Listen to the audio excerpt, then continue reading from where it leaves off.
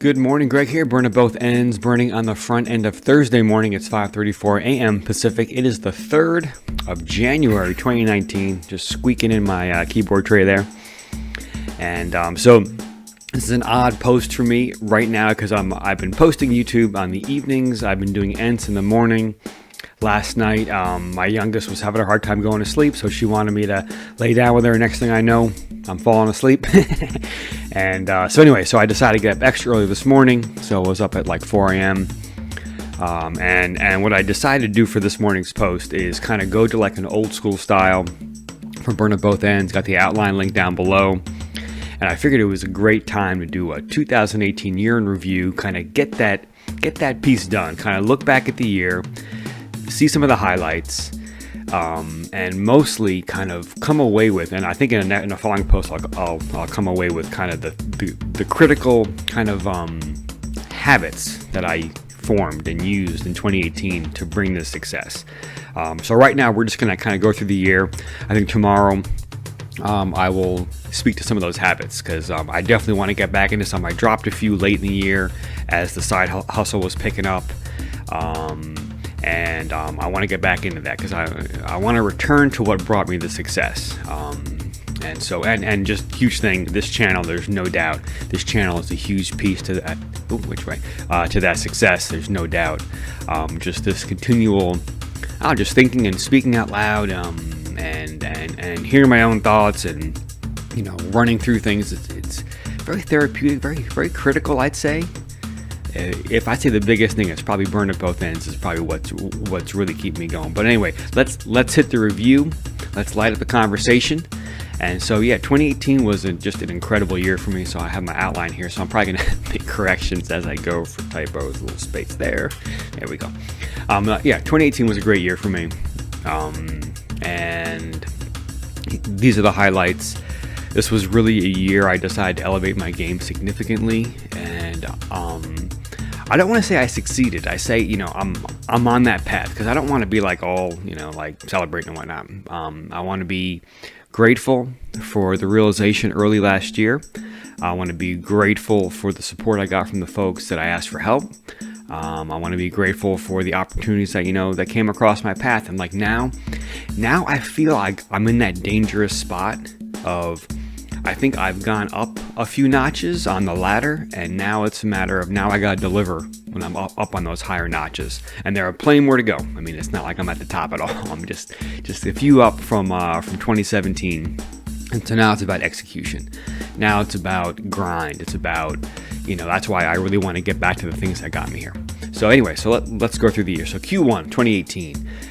January 7th, I started the paleo diet. I had been looking for something to get involved in from a health standpoint, from a diet standpoint. I didn't like all the processed food I was eating. Got turned on the paleo diet from a coworker, a friend of mine. Thanks, James, by the way. And so January 7th is when I officially started that diet. And I have to admit, it was tough the first 3 months because I lost a tremendous amount of weight. I mean, I went from like 175 to like 155, 152. I remember even weighing myself at one point after about 30 to 40 days. And I remember being tired and things like that. But then once I kind of got over it took a while. It took probably 2 to 3 months to really kind of plateau and get back into a weight that was sustainable. So I started at 175, dropped down to 152. And then I think I kind of sustained 163, 165-ish as far as pounds go. Anyway, but that was awesome.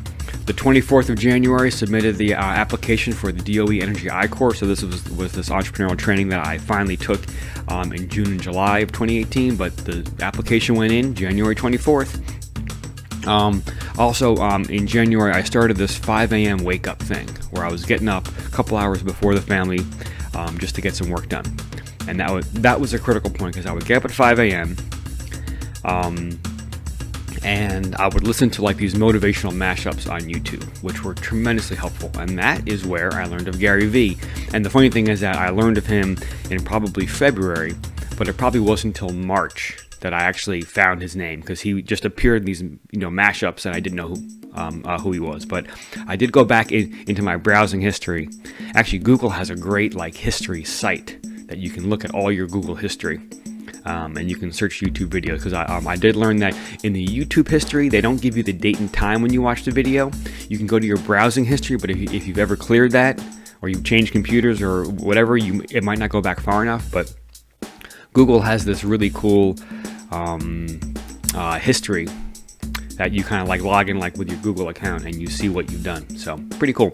Yeah, so I learned, I think the very first Gary Vee video I ever watched was March 25th at 5:46 a.m. And it wasn't even a Gary Vee video. It was someone else's video where it had 5 people speaking, and he was one of them. So, but as far as I can tell, that's the very first actually Googling him and searching for him and finding him, finding his name. And I'm not sure why that one would come up, but that was anyway. So that's the history. And then as far as the 9 to 5 goes, so in January I had just started with a new team where I work, and I had started off with a small integration project. So that was just beginning at that point. And then the side hustle, I had been in this search for probably about 6 months by January 2018, and this is when I started that pro bono startup work, where I would approach a startup and say, hey, I do pro bono work for startups, what do you got? And I found that this really opened up the conversation. And what I didn't know at the time is I was kind of doing a Gary Vee thing already, right? Offering things for free, offering value for free, and I did find that worked extremely well. I got in with a few startups. I mean, none of them clicked, but that's the experience, right? Experiencing teams, experiencing startups, experiencing leadership, experiencing some bubbly water. Another just complete love of mine, this lemon tree that we have here. So we're about a year or so in this house with the garage, with the lemon tree. So love our Meyer lemons. Okay, so let's roll into Q2. So March, when I started listening to Gary Vee, that's when this burn at both ends concept really came alive, right? April 11th, 2018, I purchased burnatbothends.com. Surprised that was still available. 26th April, went to UC Berkeley Launch. Launch is a student-run accelerator, and they had a demo day, and so that's where I saw Ikram for the first time, and he was the keynote, and then I learned of ENTs at that point, and one of the funny memories of that day, right? So Ikram is literally delivering his keynote, and he was messing with the audience because he had some slides, and he kept randomly going to the ENTs slide, to the slide with the ENTs logo and the word ENTs, and no one really knew what it was because it wasn't really clear at that point. And he just kept going, and at first you thought he was messing up, he was making a mistake with the clicker, because that happens. I don't know if you've ever seen that, where someone's up there and they're a little nervous and they don't know which button to push, and they keep pushing the wrong button on the clicker. Anyway, and then as he started to explain ENTs, people started downloading it in the audience. And the funny thing about ENTs is that, at least at that time, and I think it is now with the UI, is almost anywhere you hit, sometimes you can start an ENTs playing. And so you had people download the app, and then random ENTs would start playing because people would, and then it wasn't so straightforward how to stop it. I just remember that being kind of funny. So April 26th, great day. May 1st, a couple days later, our team was accepted to the DOE Energy I-Corps, which was awesome. And then May 6th was the very first Burn at Both Ends post. Super psyched about that, and that started that tear that I went on all summer, posting twice a day on YouTube every day. I forget how long I was able to sustain that. And I remember the very first day I didn't post. It really felt weird, but anyway. So and then also in May was a big month. 19, 20, 21 May, trip to New York City with my dad and father. Awesome trip, by the way. And then that's also when I met Peter of Fundraise Up, and that's when I first learned of it and started my due diligence. Peter and I clicked instantly. It was awesome meeting, and so I was like, wow, this could be something. 23rd of May, DOE Energy I-Corps kicked off. That was our first webinar. Let me just spell. So it's DOE with a capital. Sorry for the edits. And then 5 June was the opening session in Colorado. So that's when it officially began. So 23 May was just more of like a 1 hour webinar to get kind of all lined up. And then the 5th of June is when things really started to grind. And just to remind you, so that was a entrepreneurial training around technology transfer where they taught us the lean startup model, Steve Blank's lean startup model. And yeah, just awesome course. A lot of work, but awesome course. I really learned a lot. And that, what I didn't know at that time is that was preparing me beautifully for the work I was going to do for Fundraise Up. And then as far as 9 to 5 goes, let's see, small projects going well. So this is like end of June-ish. I'm starting to get to know the team. By this point, I led two proposal teams, and we proposed about $9.7 million in new projects. So that was like April, May-ish. And then as far as the side hustle, like I mentioned, I had met Peter. So Fundraise Up was a potential side hustle commitment. And also by then I had kind of broken up with the other startups, which is interesting. And yeah, it seemed as though the pro bono thing, and maybe this is part of the kind of like some of the comments I got about doing the pro bono work. I'll just do a little aside here, is that a lot of folks were saying, hey, people don't value what they don't pay for, which is interesting. Because I think that was starting to happen, is that because I was not on these startups' payroll and I wasn't costing them money, they didn't know how to take advantage of my services, like what I was offering, and so, but and seeing that, it's like I'll hang out for a little bit, but then I'll move on to something else. And so that's exactly what happened is, and also once I started that Energy iCore program, I had no time for anything else. So. Okay, so now let's hit Q3. So the 24th of July, I graduated from DOE Energy iCore, but then August was the huge month. August was like the month of the year for me, right? 9 to 5, we had completed these small integration projects. We had been awarded these 2 new projects, and I was named as project manager of the new projects, which was awesome.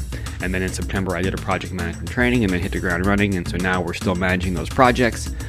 Should be wrapping up one by the end of this year, calendar year. Next one by next calendar year. So a good bit of work, really good projects. And then as far as the side hustle goes, so I had completed my due diligence of Fundraise Up. I had committed to working for Peter as customer acquisition. Training was August, and then started sales in September. And just building a great foundation right now, and I want to keep building on that. So now Q4. Let's hit Q4. So celebrated my 41st birthday, November. That was great. And then, December, we were actually from the DOE Energy iCore work. We had, part of that, the results of that program was we submitted a proposal for about $3.6 million in RPE money. RPE is a government agency that kind of funds like really high risk, cutting edge technology. Especially like for energy. And so we had submitted that application in June, and we were awarded $3.6 million for this grant. So I'm not going to be working on that project, but still, I was part of the team that put the proposal together, so that was pretty awesome. And I think the key things that I contributed was 2 letters of interest from industry, which is critical for projects like that. So, and then as far as the 9 to 5 goes, so project management's going well, enjoying the grind, really liking the team, getting to know kind of my strengths and how it works with the team. And then the side hustle, Fundraise Up, that's also going well. I've been really enjoying that grind, going to take things to the next level this year. I'm going to start, actually, right after this post, I'm going to set up we have a Twitter account, but I'm going to set it up with Buffer, and I'm going to load up some tweets. So we're going to start tweeting this week, which is great. And then its Facebook advertisements is soon to follow. So I want to kind of get Twitter up and running for about 2 or 3 weeks, I think. Maybe even less. Yeah, 2 weeks. Just kind of what I need to do is get in the flow with Peter on approving tweets. Wrong platform. So, but I think a week or 2, and we should be good there. And then really want to move forward in a big way with the Facebook ads. I want to start an awareness campaign, because what I'm realizing is I need to have a new lead generation tool. Right, I'm really pushing on my network. It's doing well. I have a lot of work to do there still, but I see it kind of slowing down March, April-ish. I don't know why I'm saying that. Just based on my pipeline right now. And so figure, I think a great goal would be first couple of weeks, get Twitter going, get in the flow of that. And then toward the end of January, start, really getting some Facebook ads ready and approved, because I have to, get all this approved with Peter and Yuri of Fundraise Up. And then February, start doing some, some ads. I think that's actually a pretty good plan now that I think about it, right? Use January, set up Twitter, get, because I have to get in this approval flow with Peter, and then get some Facebook ads ready, and then deploy in February. I think that'll be really good.